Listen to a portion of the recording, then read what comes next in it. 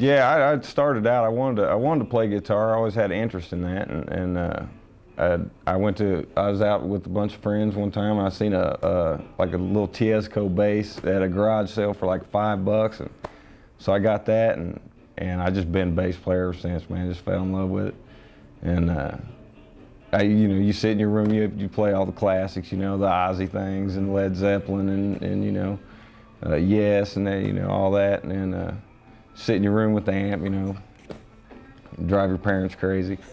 But I just been chopping at it ever since, Basically, I was a big Kiss fan, and that's where it started, being out in the front yard playing air drums,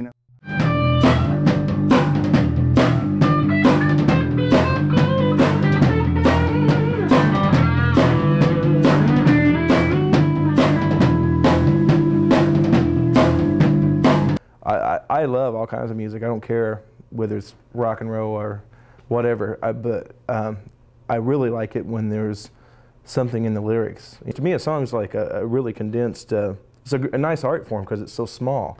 I mean, if you can say something in 4 minutes and it tells, your whole story, and people can walk around humming it, that's just really cool. The way you made me drink, I never saw an autograph, but it's just a brother's epitaph.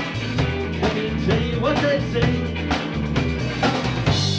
Then putting this band together, and as we've gotten to know each other, now I'm starting to write for the band, and a lot of times now I know how to sketch the song out, but leave enough room for Tom and Kevin to do their thing, and it's really helped to make a really nice full sound. I feel like we've grown into a full band. I mean, I feel like we've got a Direwolf sound now.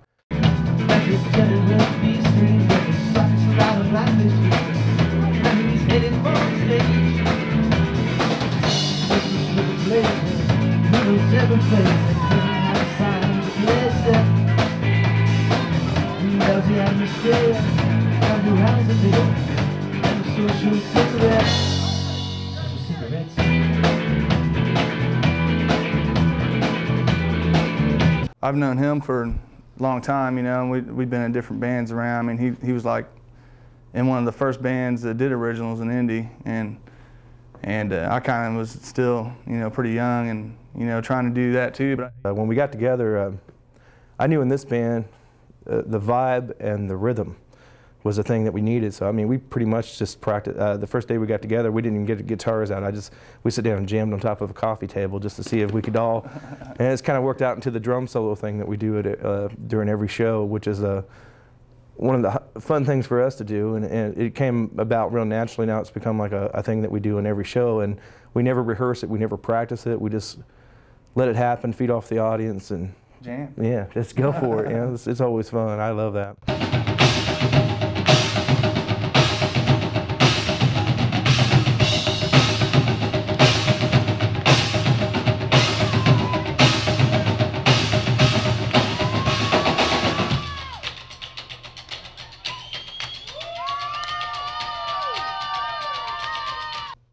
When I first, got a band together and was like really excited about working on originals. I mean, this happened back in '82 or '83 when I first put a band together. I was in a heavy metal band called Night Child, and man, we worked real hard. And it's like, well, wait a minute, where do you go? I mean, there's no place to go. I mean, and luckily there was a little club in town where a lot of bands have been able to go and do anything they want to, whether it's acoustic, electric, anything they want to do. Chubby's Club LaSalle.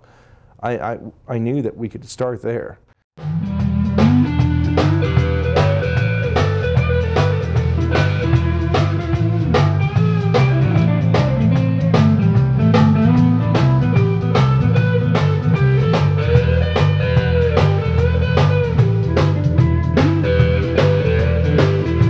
And it's been a nice little haven for whether you're playing acoustic or whatever you want to do. Chubby's pretty open to it. I mean, he's as long as you're not dancing naked and puking on people or anything, But he'll let that slide every once in a while.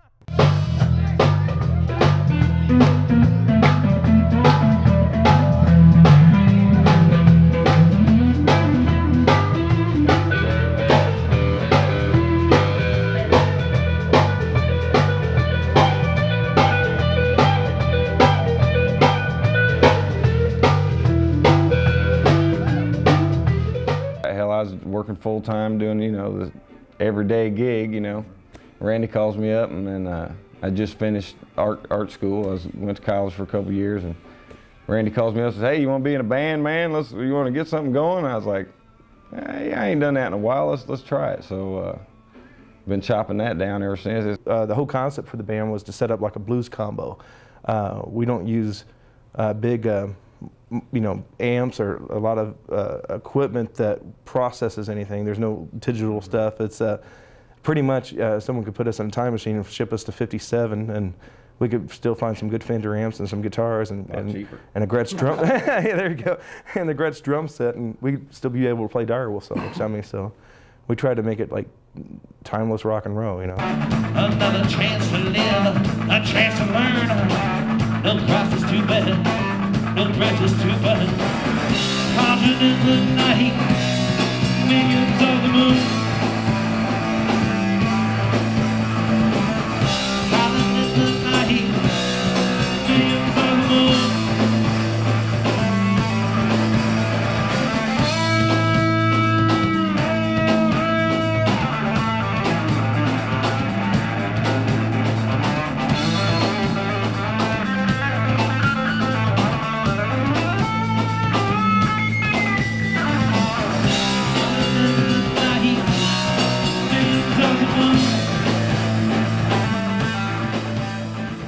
When I think about the future of the band, it's like I don't try to have any. I'm